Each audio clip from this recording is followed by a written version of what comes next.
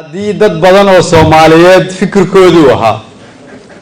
doorashadu waxay u xayiran tahay reer Somaliland ayaan heshiis ahayn waxaan markhaati ka nahay in iyagoo xor ah midaysan keligooda ay gacmaha isqabsadeen cid dambe yaanay oran doorashada Soomaaliya markaa maanay bilaab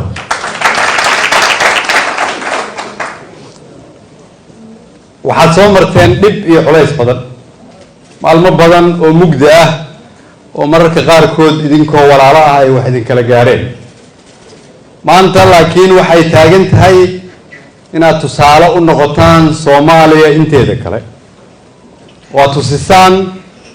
in la ismurmi karo la isqabsan karo laakiin dariiqa kaliya oo xalka lagu gaari karo inuu yahay in la isu yimaado la wada hadlo waxa la isla leeyahay lagu heshiiyo sidii dadka halkan soo istaago kale ayaan gudoomiyaha aqalka sare wasaare ku xigeenka gudoomiyaha maxkamadda sare iyo dhammaan ragga iyo dumarka ka soo jeeda gobolada waqooyi oo halkan isugu yimid iyagoo go'aansaday in xalka iyagu uu gacantooda ku jiro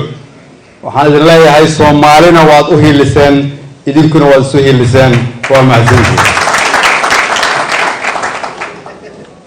waxaan u mahad celinaynaa ra'iisul wasaaraha oo halkan isna xoog ku bixiyay uu awooday maalmo badan inuu go'aan gaaro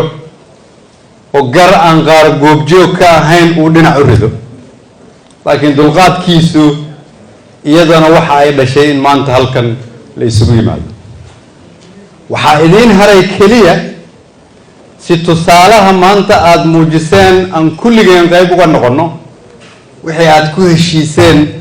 sidii aad ugu heshiiseen inaad uga mara dhalisaan ugu dambeyntii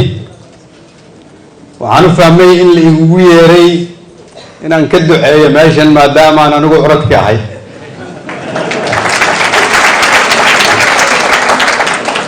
duco iyo karaamo ayaan idinkugu daray aniguna waxaan leeyahay hambaliyo mahadsantihiin